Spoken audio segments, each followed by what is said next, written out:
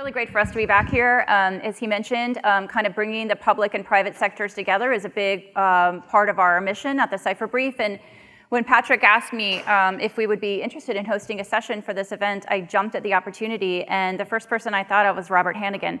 Because Robert, for a number of years now, has been someone who I know has been just as focused on the issue of public-private as we have, as he is the former, as Patrick mentioned, the former chief of GCHQ, and he is also the founder of their National Cybersecurity Center, which is a model that, as we have over the years talked with the cyber experts here in government, have often wanted to emulate. I was just sitting on the stage with Chris Inglis a week ago as he's getting his new foothold in his role as National Cyber Director, and we talked again about sort of the NTSA model. So, Robert, thank you for joining us from, you're in London, right? Or outside of London?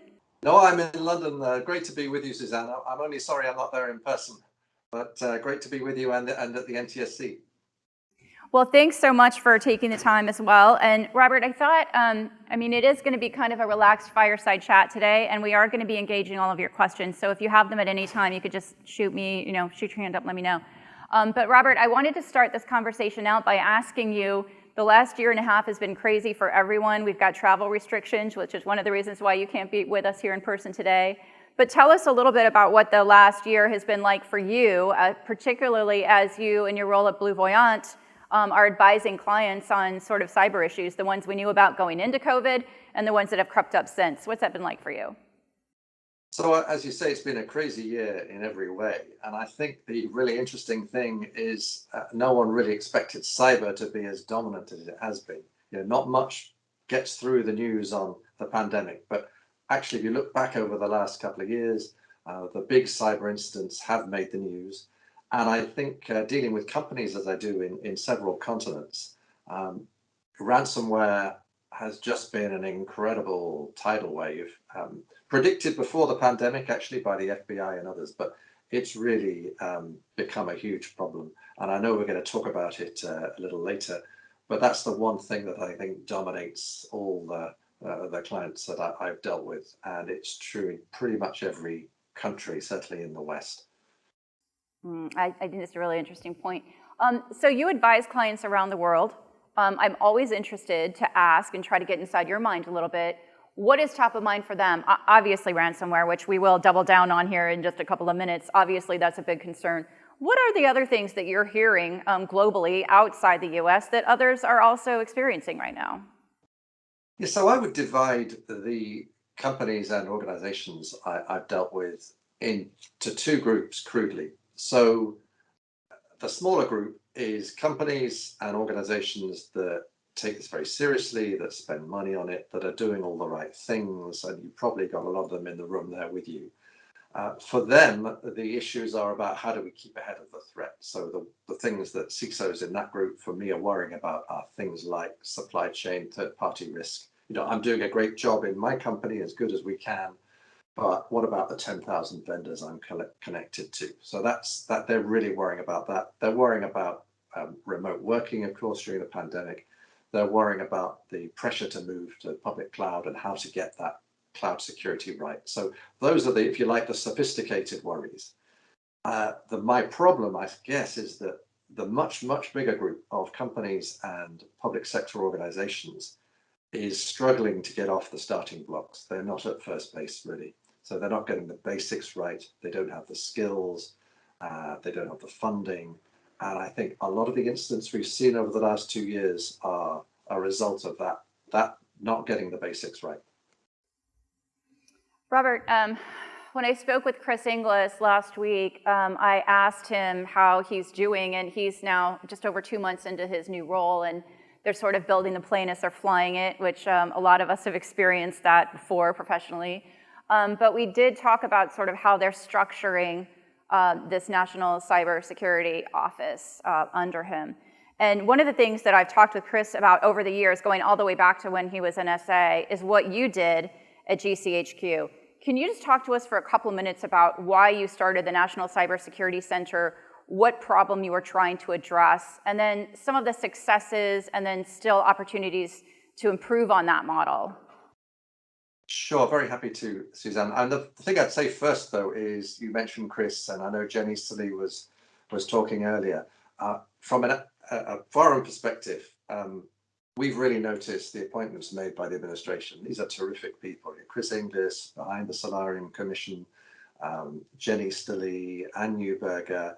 I've worked with them all, you know them all too, and yeah, they combine deep expertise in cyber, which is hard to come by in government, with knowledge of the private sector. You know, Jen's been out in Morgan Stanley for a while. I think that's really powerful. So a real sign of hope for the future for the rest of us as well as the United States. So to answer your question, I mean, we were way back, you know, back in the Tony Blair years.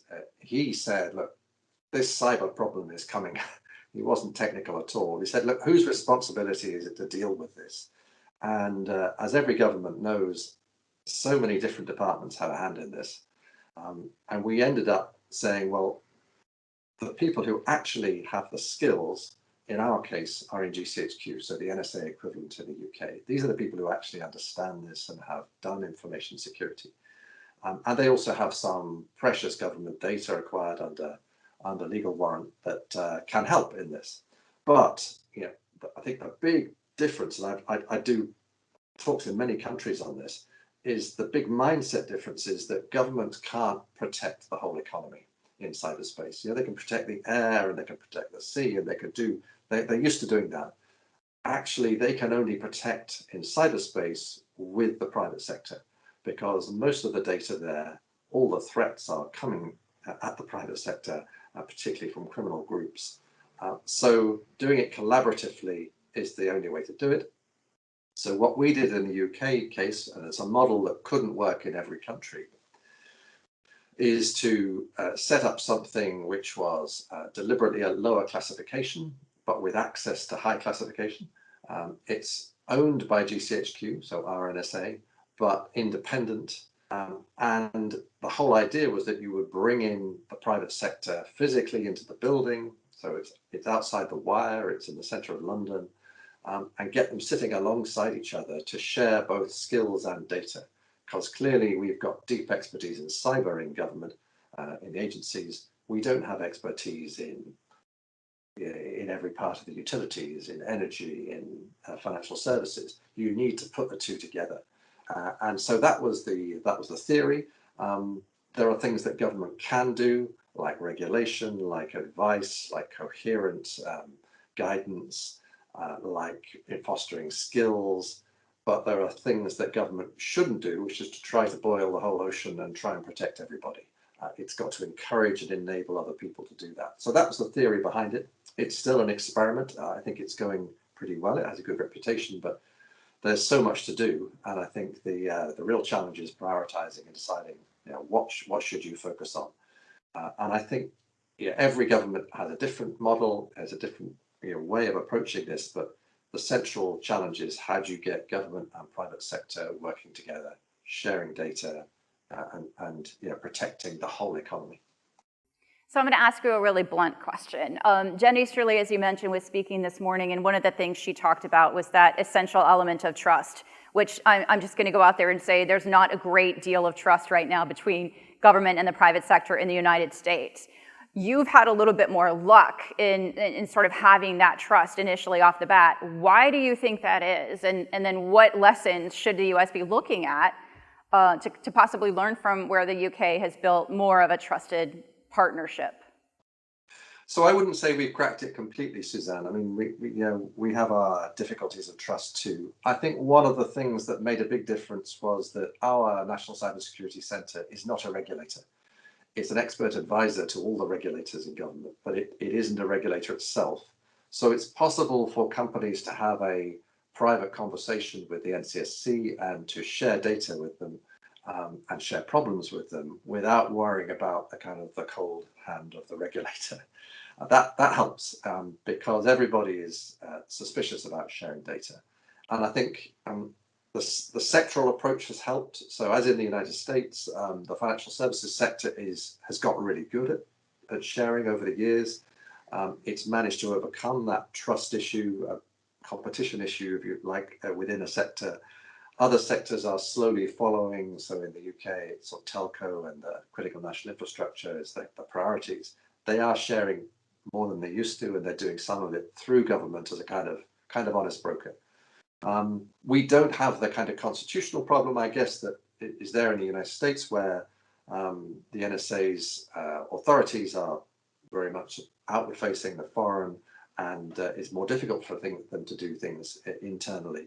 So we haven't had some of those political issues to overcome. But even so, I would say we're a long way from perfection on this, and sharing is a constant struggle.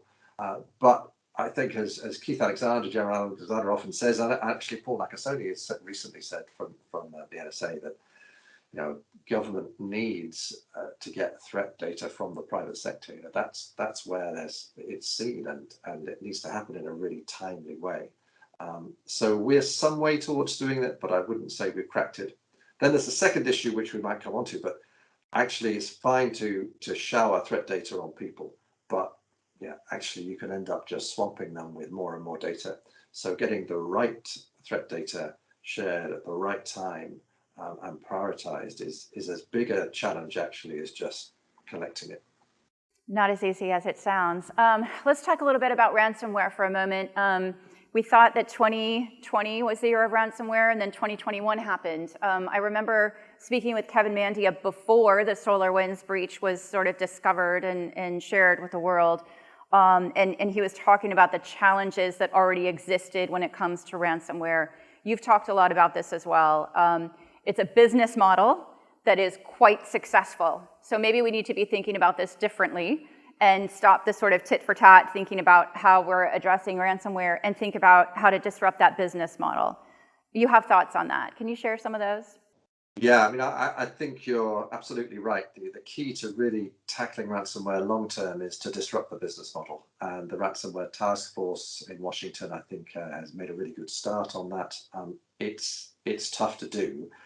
In the short term, of course, you've still got companies facing, and I deal with them all the time, facing problems now. What do they do? They've been breached. They've got a ransomware problem. What do they do about it? And it's a tough choice for lots of boards. In many cases, it's a choice between paying up or going out of business. And the same in Europe, and I've dealt with many European countries and companies in the same dilemma.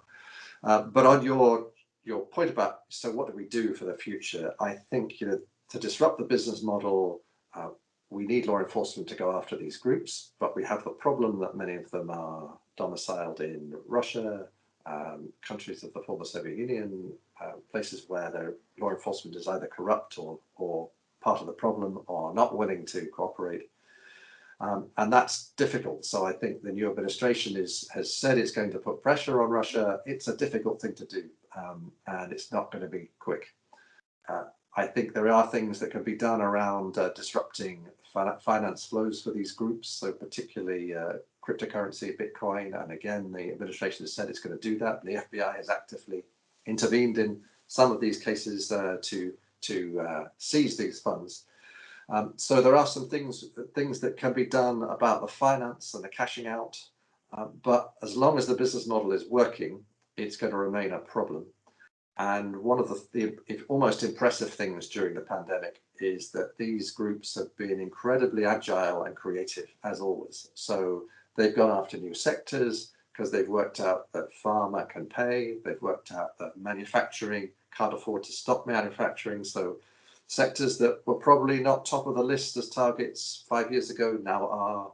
And they've refined their models. So they've gone for very sophisticated ransomware that goes after remote management, that goes after industrial control systems. Big hit on Honda, for example, last year. Really interesting, the Snake ransomware that was specifically designed to go after industrial control and SCADA.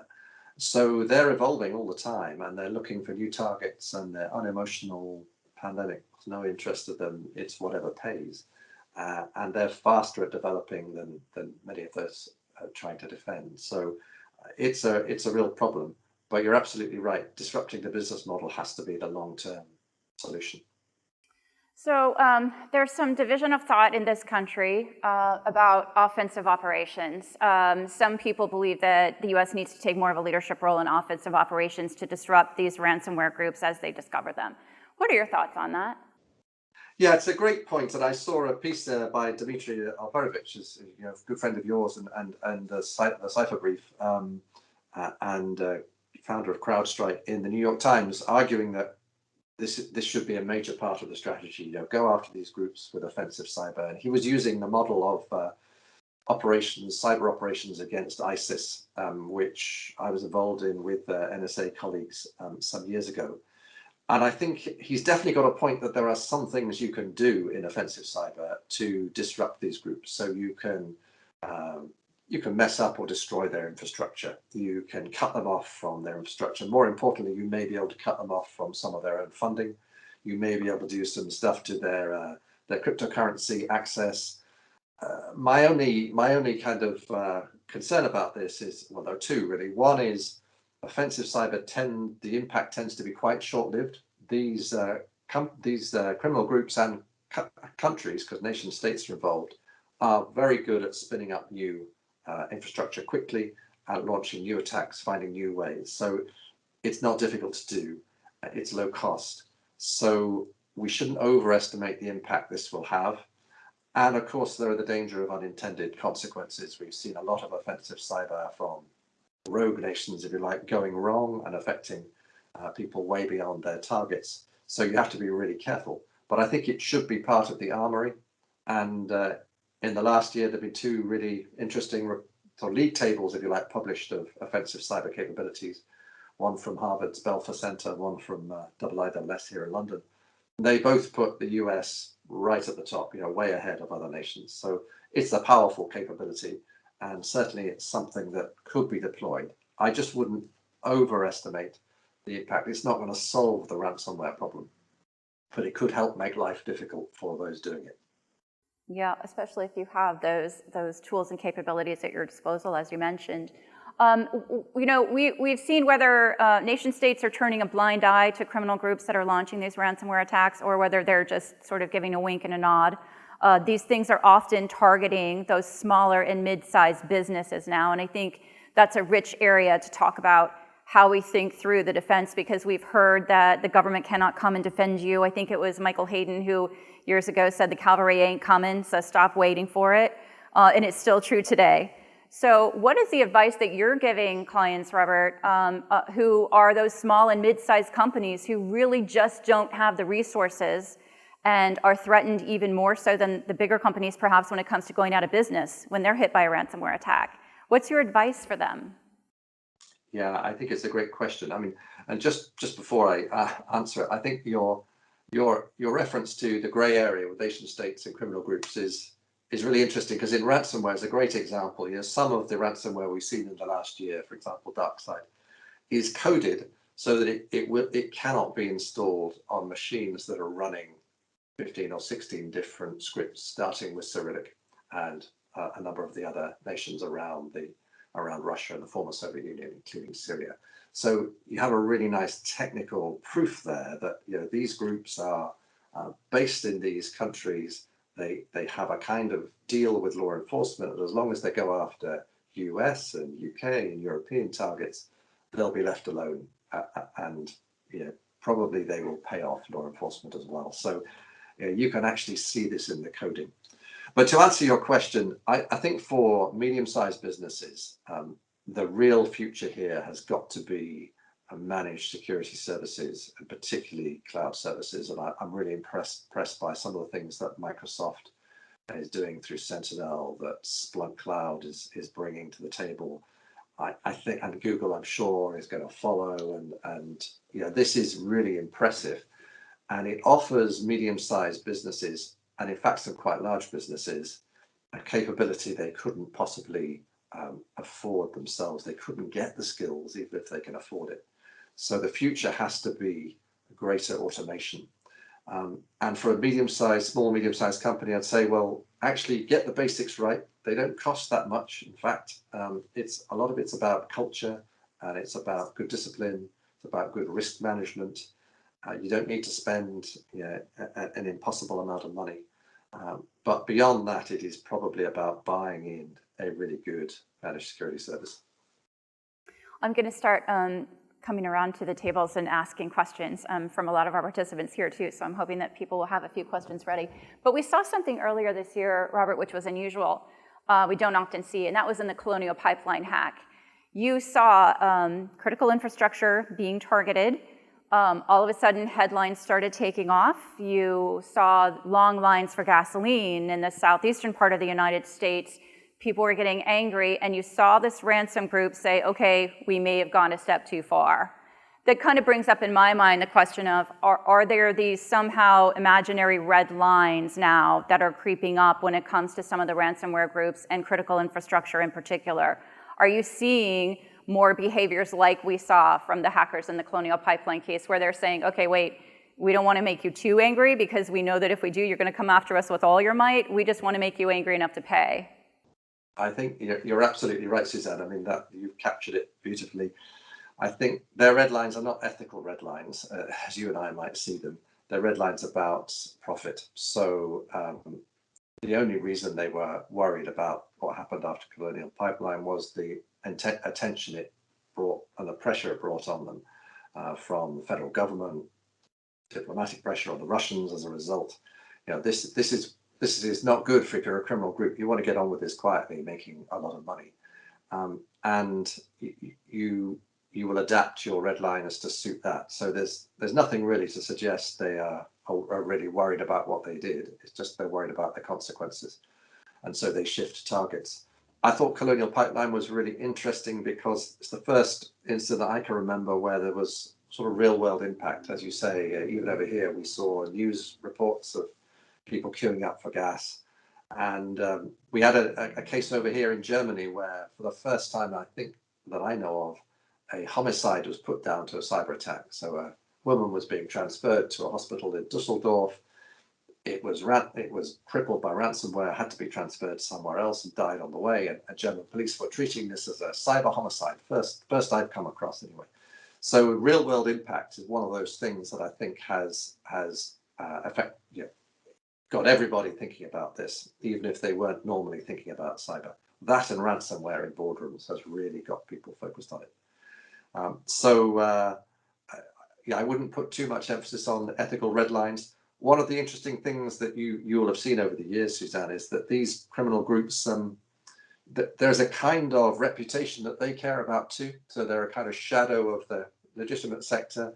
And when we do negotiations with them, they want to establish that if they're paid, they will deliver the data, because if they get a reputation for not delivering it, they're not going to get paid. So there's a kind of honor among thieves, even amongst these groups. And it's a weird parallel of the legitimate world. But they don't have any ethical red lines, as far as I can see. So I'm wondering, we've heard this term, cyber Pearl Harbor, which, in the past couple of months, people have been kind of tapping down that idea. But as you mentioned, this case that you talked about in Germany, someone actually died as a result. They're linking it directly to that attack. We've had attacks in Israel, an attempted attack in Florida here in the US against water supply chains that could have been poisoned. It seems to me, and this is my very pessimistic view of national security, it seems to me it's just a matter of time before one of these attacks is successful. Whether they intend to kill people or not is going to happen. I hate to say it, is it going to take something like that to get people more rallied together, more interested in sharing information, more interested in working together, and more interested in going after the folks behind these attacks in more aggressive ways? I'm afraid I think you're probably right. I mean, the examples you gave are great ones, both the healthcare and if you think of what could have happened if the Iranian attack on Israeli water treatment plants had worked and had maybe ended up with people getting sick or even dying. So I think there are two kinds of cyber Armageddon, if you like. And I've always kind of been a bit, I've been keen to promote this, but I think there are two things that are almost inevitable, and they're probably both accidental, as you say, and they may be to do with ransomware. One is the thing that insurers worry about, so systemic risk. So what if a couple or one even major investment bank goes down? What if cloud services go down at the same time? Things which are genuinely systemic and difficult to assess. So that's one kind of Armageddon, if you like. The other, I think, is a political one. So if you imagine that, think of the North Korean attacks, which had an impact, fairly limited, but an impact on the health service here. If you think that, unintended, I'm sure, but if you think that ransomware from North Korea suddenly ended up with a significant number of patients in the United States dying, for example, through collateral damage, the pressure on any US administration to do something extreme would be huge. And I think, so that's a different kind of Armageddon. I think or if the water was contaminated by a foreign power, the political pressure to take action would be overwhelming. So I think at some stage, we're going to either be into a networked mass failure, or we're going to be into a political consequences of cyber. And neither is good, and probably both will be, as you say, through collateral accidental damage, ransomware getting out of control. Mm-hmm. Unfortunately, a matter of time, I think, too. Agree with you. We should talk a little bit about the talent gap. We've talked about that here in the US in terms of it's so difficult, both for government and the private sector, to get the right qualified people into the right positions to help. I'm wondering, and I floated this idea a week ago in conversations I was having, and it's not my original idea, so I don't take credit for it, but I think it's a good one. Thinking of developing sort of a cyber civil service, if you will, where trained professionals, you focus on education early, you move them in and out of the private sector, in and out of government roles. DoD has tried to do something like this with innovation. They've created a couple of boards where people will go in and out of government. Is there a role for this in cyber, or are there global examples where you think this kind of training and education in understanding both government and the private sector roles in cyber is working out rather well? It's a problem for everybody. So there's a massive shortage of cyber skills and thousands of vacancies in the UK right now, but in every country I deal with, they've got the same problem. And I would say there are lots of experiments around the world. People point to Israel as having cracked the problem up to a point. They have a school system which identifies people early on and brings them on through the system and then through national service. So they have the advantage of that you're having people for 2-3 years who they can train up and then push out into the cyber industry. We don't have that. So there are other things I think you can do. There is obviously tackling the schools and the training and the quality of teaching in schools. These are all long-term things. I think there is trying to tackle the gender problem. Certainly in the UK, I think only 17% of people in cyber are women. So that's, we're neglecting nearly half the population. We have to crack that. But some of the most interesting experiments I've seen here are around things like retraining. So taking people who are in their 30s and giving them kind of scholarships, if you like, which they will repay in time, and retraining them in a whole range of cyber skills, because there is a big demand for a very wide range. And it's good, they end up with well-paid jobs, rewarding jobs, but trying to scale that up across a nation is the tough thing. I think there are lots of great micro examples helped by industry. And you need employers to be on board at the end of this to get the right quality of people in there. But scaling that up is the challenge, I think.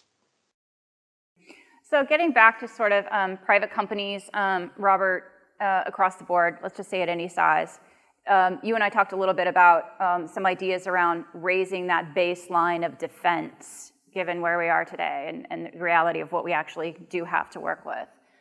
What are some of your thoughts on how companies can do a better job of raising that baseline of defense? So I think that is the key. There's a lot you could do, and I'm really encouraged that Chris Inglis and Jen Easley and others have started talking about this, particularly for critical national infrastructure. To give you an example, I saw a list from, I think it was from the FBI and CISA jointly a couple of months back, with the vulnerabilities that have been most exploited by attackers, criminal and nation state, in the last year. And the thing that struck me about that list was how old they are. These are not 0 days from last week. these are things that have been around for years and years. So it was a kind of reminder that we're not getting the basics right. And there are a number of ways of tackling this. So there's a government side to this. It's about improving the software development quality across the nation, particularly important in the US because so much software comes from the US to the rest of us. But getting that engineering quality better, it hasn't been as good as it should have been over the last 20 years with security in mind. It's been great in other ways, but not with security and resilience. So proving that, that's a kind of a government job. We're setting up labs here to help this process across the country. And I know that there are big plans in the US, and some of that will end up being regulation. So there's a kind of, and building in, for example, minimum standards to IoT devices.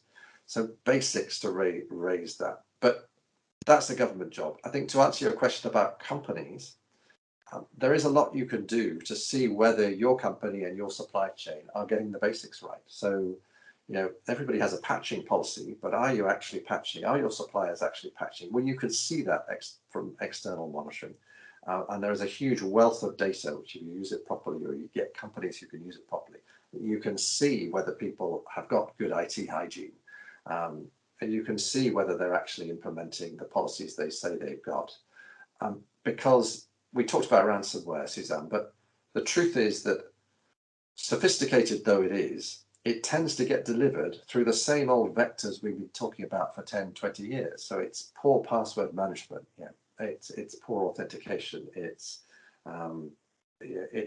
failure to upgrade, it's failure to patch, it's poor training, it's all the stuff that we've been talking about on and on and on for years, and poor network configuration. So once an attack gets in, it can move laterally wherever it likes.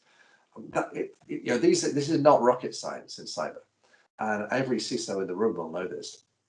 So trying to understand in your own company and your own supply chain, looking at it as an attacker would, I guess, is how I would put it. Say, look, what does this company look like from the outside? Where are the vulnerabilities?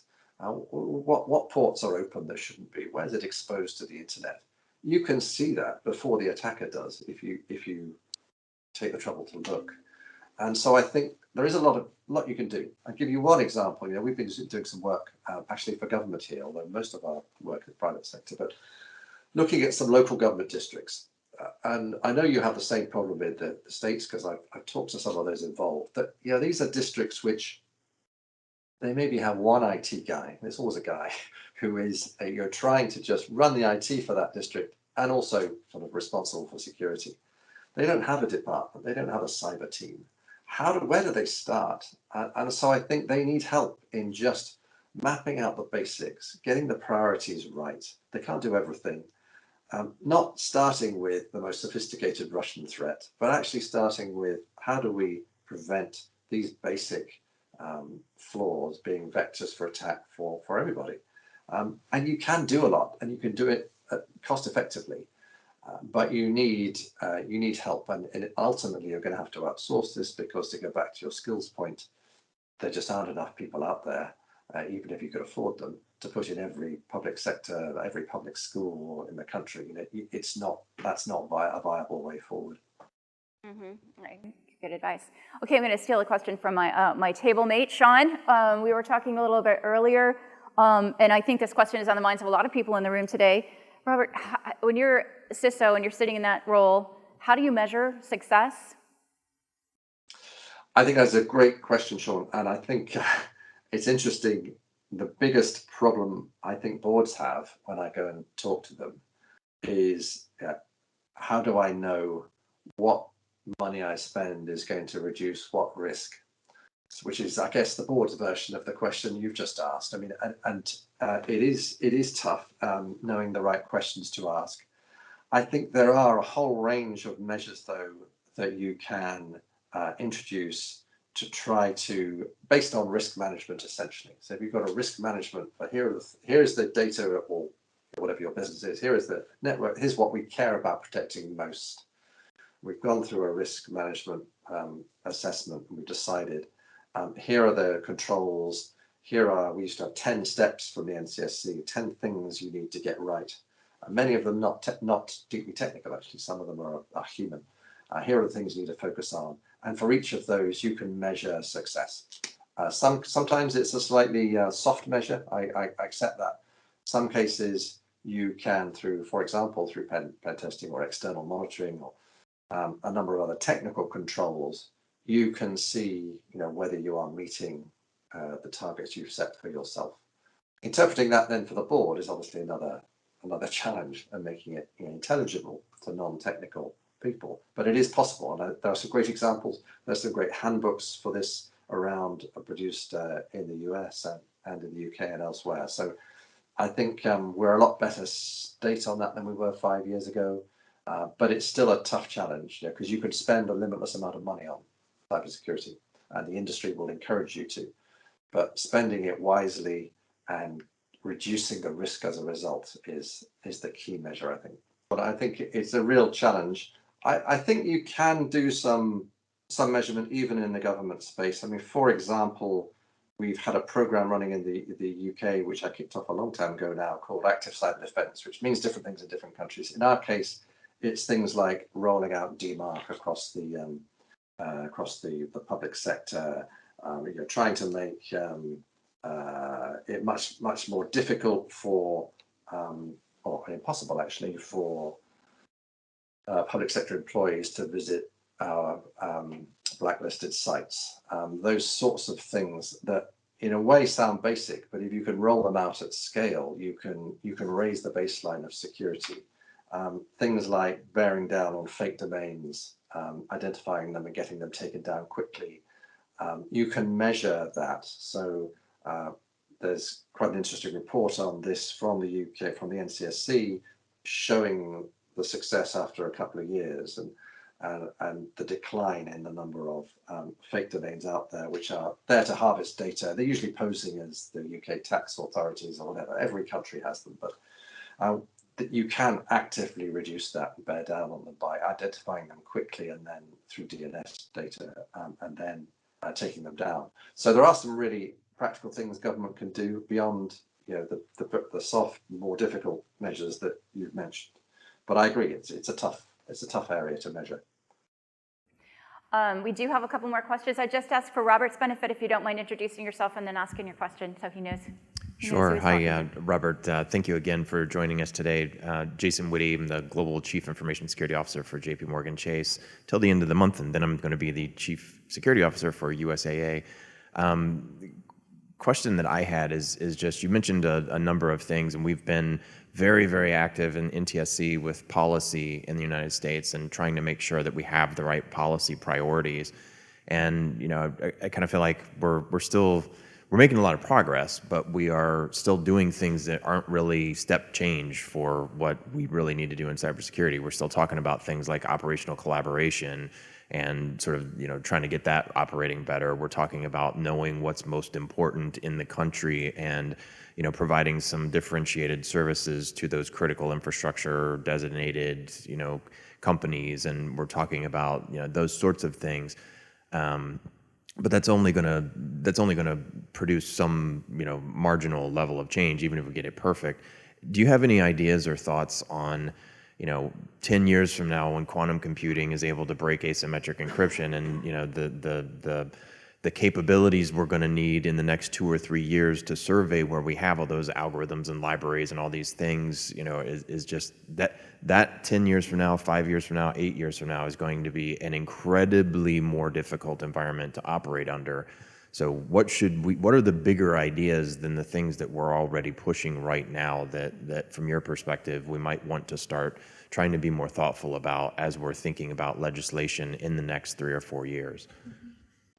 I think that's a great challenge, Jason. I mean, I would say, although I still go back to when we shouldn't neglect the basics and start getting everybody focused on the future.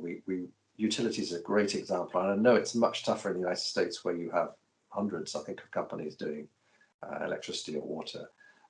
In the UK, we're smaller scale anyway, but we have very few companies. They were mostly ex-public sector. So it's much easier for government to link those together and say, look, we're going to prioritize you and put our arms around you and help you. That's tough, but it does need to be done. And I know that CISO have prioritized that. So I think that's really good. And I think that's a big job in itself. But for the future, you're right. There are a couple of things I worry about. I'm less worried about quantum encryption because I think NIST has done a great job in bringing the sort of international cryptographic and mathematical community together, and the standards are coming together. I think will be published towards the end of this year, maybe early next year for consultation. And they do give, if you like, the answer to quantum safe encryption. The problem will be getting the private sector to really focus on this when they've got so many other things to worry about.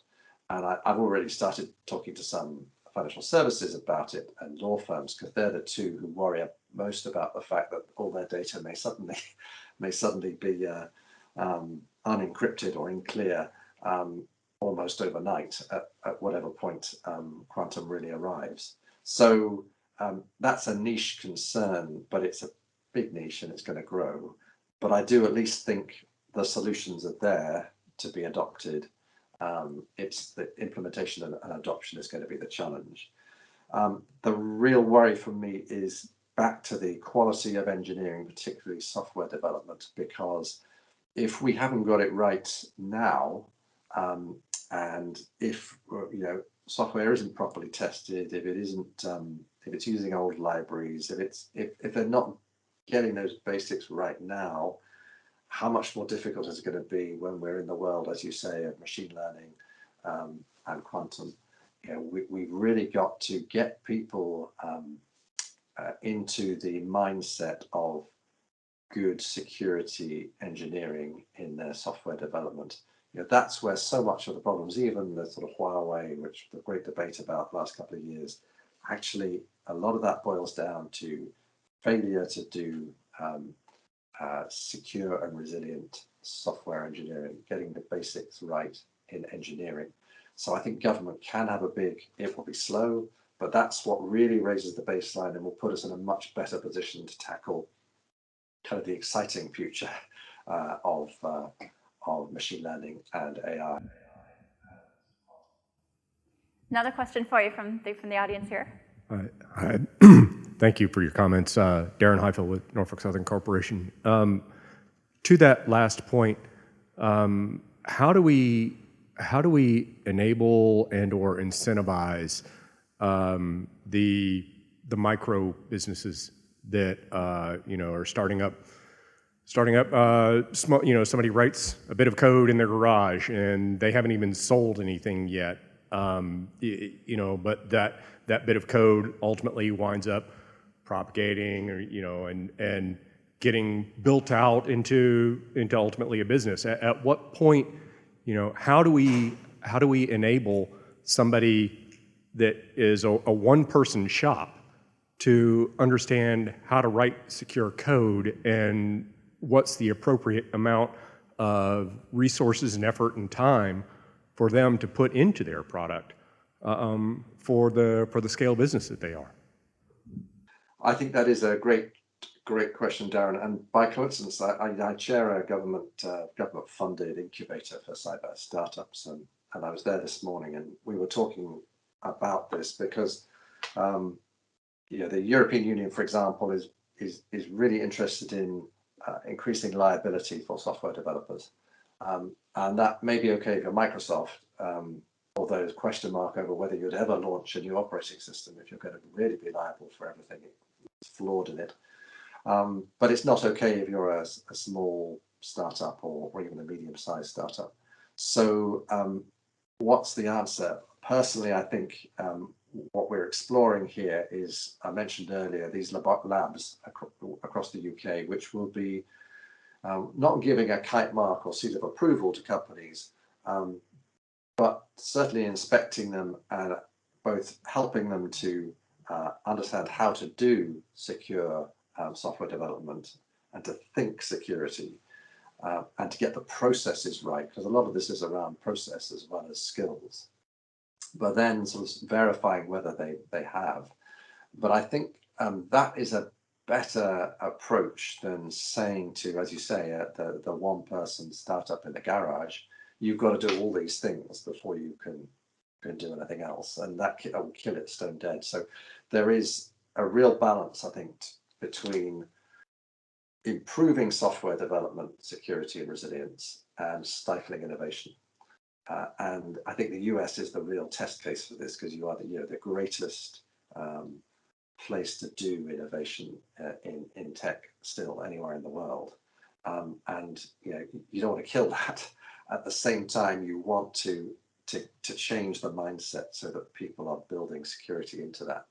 And I think incentives will be more powerful than punishment on this. Because in the end, people want their stuff to work and to be sold, and not to bring everybody else down. And the problem at the moment is that every time you buy a product, or you even take some software, you're making yourself less secure. That has to be reversed if we're going to get ourselves out of the hole, if you like, on cybersecurity. Patrick, do you have a question? Robert, hi. My name is Patrick Gall. I'm the Executive Director of the NTSC. On behalf of the NTSA, thank you for being with us today. I do have a question. As you know, the NTSC is a coalition of Chief Information Security Officers and governmental affairs executives, and then an eclectic group of some retired, like Lieutenant General Kevin McLaughlin, former Deputy Commander, U.S. Cyber Command, and others, John Felker, who ran the NKIC, you may be aware of. Part of our value proposition is the ability for these executives to network and spend time talking to each other, exchanging viewpoints. How do you do this? How do you do that? But I noticed that, we do have an international absence. And so I've been speaking to some folks. We were able to recruit Ben Ong from Sage Software. He's now a member of our board. TransUnion had a shift in leadership, and their CISO moved to another company, and they assigned Dominic Hardman, who's up in Leeds, who's their international CISO. So we're starting to drift across. And having lived in the UK for 8 years, I'm eager to engage more of my wife's cousins and so forth. So the question is, are you aware of any organization like the NTSC in the UK? And if not, what would you think the appetite would be for creating that similar type of organization that could become a sister to the NTSC that allow us to get more of an international flavor of what's going on, at least in the UK, and hopefully eventually across the EU? Well, thanks, Patrick, and thanks for inviting me. I mean, I'm very aware of the NTSC and a huge respect for it. I think it's a terrific organization, a great model. There are, one of the things that I think makes it timely to kind of go international is that the CISO world is really quite small. I keep bumping into people, and it moves a lot too.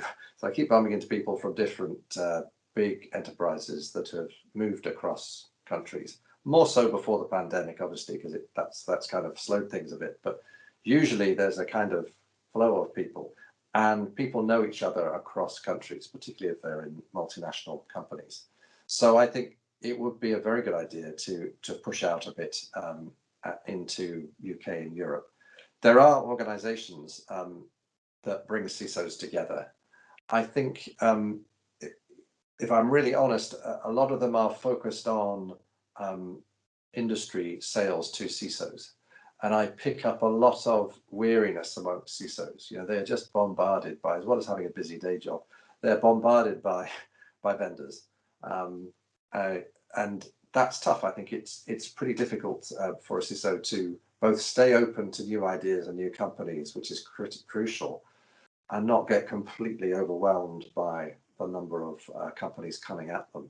So a forum in which you can share your experience with other CISOs about what works, what doesn't work, both internally and structurally and in governance terms, but also what vendors have worked for you, I think is really valuable, because we don't have any kind of alternative. We don't have an international sort of mark of this company is great, this company is useless. So it is still done on a pretty informal basis of CISOs talking to each other about what works, what doesn't work, and what solutions and products have worked for them. So I think there is a real value, and I think your ability to bring government and private sector together, to go back to Suzanne's first remarks, is powerful too. Okay, thank you. Are there any other questions in the room? So Suzanne, I'll hand it back. Robert, we're very grateful for you being with us. I know we're entering your pub time, but we will have this, as you know, we're videotaping this. Make sure you get a copy, and thank you. And Suzanne, I'll just hand it back to you. Thank you very much, Robert. I think a good way to end this, I'm going to give you a moment to add any kind of closing thoughts from the conversation, but let's wrap it up at the very end with you giving us a picture of what pub time looks like in the UK these days. Yeah, well, first of all, thank you very much, Suzanne. I've really enjoyed it, and thank you, Patrick, for the invitation. And yeah, I'm sorry I'm not there. I gather we can come in November, actually, which is great news. So I think travel is starting again. I mean, just a closing thought, that I'm actually an optimist in all of this on two levels. One is, I think gradually governments will get their act together and raise the baseline. So long-term things on skills, on software development, on getting what I would call getting the basics right will happen. They'll take time, but they will happen. I think cloud is going to be a massive net benefit to cybersecurity in ways that we haven't had time to discuss, but I think it is going to be good overall. So I'm an optimist, and for companies, I'm an optimist because I work with lots of companies and I see people doing great things. And I think, overall, when I compare it to 12, 15 years ago, when I was going around to boardrooms and they weren't really interested in this, and they said it's a problem for the IT department, really. There's been a sea change. C-suites are really focused on this, maybe not always helpfully for the CISO, but they are focused. There's a willingness to tackle this risk. There's a more systematic approach to doing it. There's lots of good tools and advice out there to do it. There are good vendors out there with good products and services. So I think things are heading in the right direction. And despite all the headlines of the last couple of years, and despite the poor geopolitics, nations behaving badly, Russia and China especially, despite all that, I think we can do defense better, and we are getting there slowly, but we have a lot of work to do. And to answer your question, pub time. Yes, the pub. Actually, we're kind of looking out the window here. Not that there's a pub outside, but the flow of people is improving a bit. London. I was in London today, and I wouldn't say it's normal yet, but there are more people about. More people are going back into the office at least 3 or 4 days a week. So we're looking forward to welcoming lots of US friends back, actually. So I haven't seen quite a few US colleagues for a long time. That's right, and we just heard that they are opening up travel again in November. So it's good to see you, my friend. Thank you so much for being with us and sharing this international perspective. It's very valuable. Thank you.